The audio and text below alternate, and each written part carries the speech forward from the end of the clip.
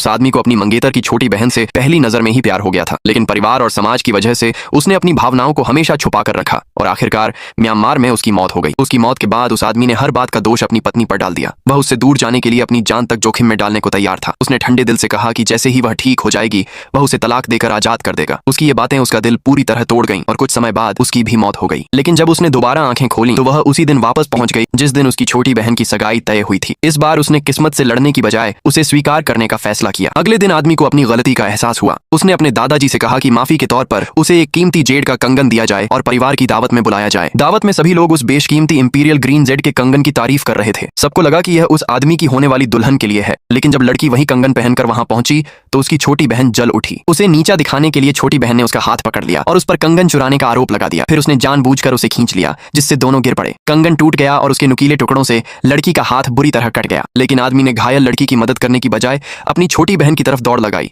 जबकि उसे एक खरोंच तक नहीं आई थी। उसने उसी लड़की को दोषी ठहराया, उसे स्वार्थी और निर्दयी कहा और छोटी बहन को गोद में उठाकर वहां से चला गया। जाते जाते उसने सिर्फ नौकर से कहा कि घायल लड़की के लिए डॉक्टर बुला देना। अगले दिन लड़की को पता चला कि उसके पिता का जेड का लॉकेट गायब है। एक नौकर ने बताया कि उसकी छोटी बहन उसके कमरे में आई थी। वह तुरंत उसके पीछे गई और देखा कि छोटी बहन जानबूझकर लॉकेट तोड़ रही थी। फिर वह रोने का नाटक करने लगी और बोली कि उससे गलती हो गई। इतना ही नहीं, उसने उनके दिवंगत पिता का भी अपमान किया और कहा कि मर चुके लोगों को जिंदा लोगों को परेशान नहीं करना चाहिए। ये सुनकर लड़की का सब्र टूट गया। उसने अपनी छोटी बहन को थप्पड़ मार दिया